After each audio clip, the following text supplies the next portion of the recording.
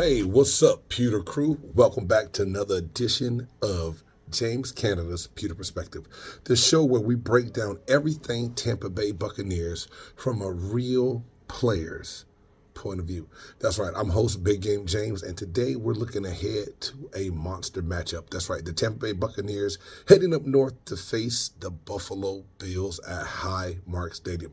It's going to be cold, it's going to be loud, and this game could say a lot about where the Buccaneers stand in the NFC. Let's break it all down. You know the deal by now. This team's been through the fire already. 4 straight NFC South titles. That means we're starting down that first place schedule. And Coach Bowles said it best. We're used to tough opponents, and we've earned every one of them. Through 10 weeks, Tampa sits at 6-3. They're tied with the Bills. They're both coming off of losses, both hungry to bounce back this week. The Bucs fell 28-23 against New England. Too many missed chances and way too many big plays led up by that defense.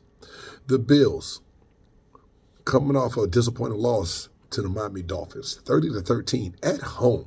You know that doesn't sit well with that Buffalo Bills team at all. So now, both teams are desperate for that get-right win, and only one team will leave the field Sunday being able to say they're victorious. Man, the challenge of the cold weather is something that Tampa's always been labeled as not being able to play in cold weather places. This isn't your typical road trip. Tampa is 4-1 on the road this year, but most of those wins have come in domes. Now they've got to go up to Buffalo, where it's supposed to be low 40-degree temps. It might be rain, that gusty wind, what some people like to call real football weather. It's just real miserable weather. Coach Bowles already warned his team. He said, if you're worried about the weather, you're not going to win the ball game. It's a mindset. You go up there, you bring your own heat, and you punch the Bills right in the mouth from the opening kickoff. Now, that sounds great, but he's right. That mental mindset of playing in the cold can be tough on people. Sometimes the Buccaneers are going to have to find a way to fight through that, get over it, and not let the cold or the elements be a reason they don't execute against Buffalo. Now, don't sleep on Buffalo. This offense is loaded. A lot of people said Josh Allen is an MVP frontrunner, and he's always an MVP candidate. Josh Allen is sometimes called the one-man wrecking crew. So far this season, 15 passing touchdowns, 7 rushing touchdowns, and he's always extending plays with his legs. He spreads the ball around. He's got Shakir, Keon Coleman, Dalton Kincaid. All those guys are pretty dangerous after the catch. Then, don't forget, there's James Cook.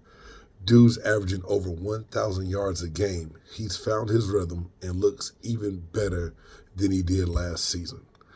But here's the good news. That Buffalo Bills defense, they're suspect against the run. They're 30th in rushing yards allowed, 31st in yards per carry. That's where Tampa Bay has got to strike. We've got to get Rachaad White the ball, control the tempo, keep Josh Allen off the field and on the sideline. That will be our recipe for success. But let's talk about our squad. What's working and what needs to be tightened up. You know, the Buccaneers have continuity. Promoting Josh Bruiser to OC to keep the offensive rhythm has been a plus. They're +8 in the turnover margin. That's the second best in the league. And that's how you have to win on the road, to not turn the ball over and to create turnovers. And on defense, Tyke Smith and Antoine Winfield Jr., straight Swiss Army knives. Both can blitz, both can cover, both can hit.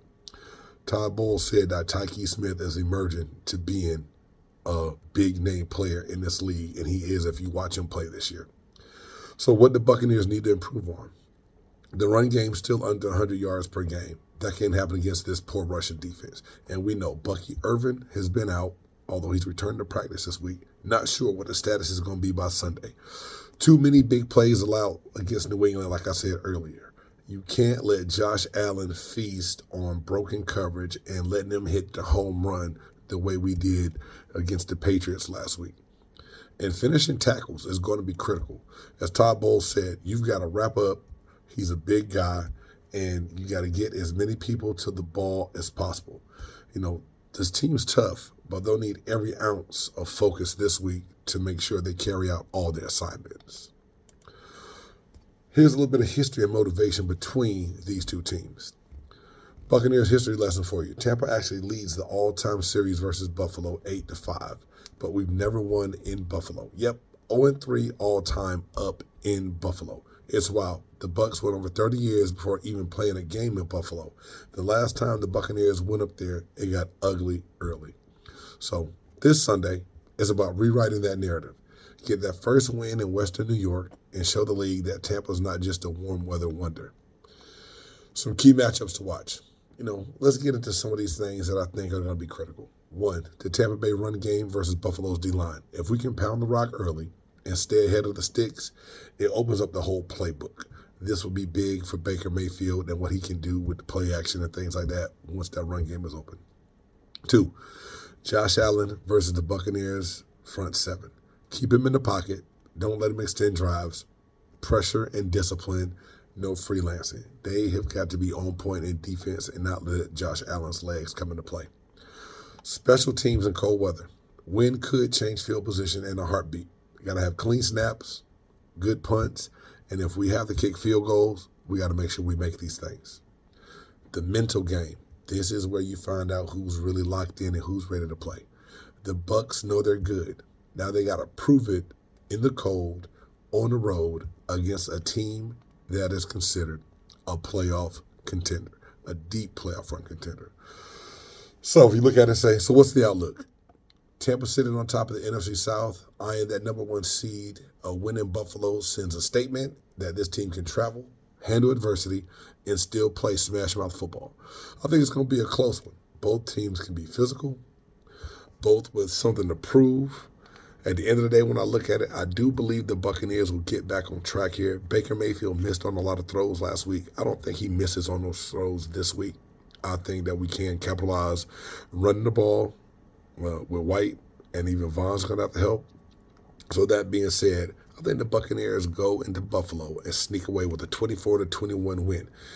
Baker makes the big throws late, defense closes it out, and Tampa finally gets that first dub in Buffalo. That's a statement win. Hey, all right, Pewter Crew, that's going to do it for this week's Games Pewter Perspective. The Buccaneers are gearing up for a cold weather war up in Buffalo, and I'll be right here breaking it all down from a true Buccaneer fan's perspective. No filters, no fluff, just that honest, pure, pewter-colored truth.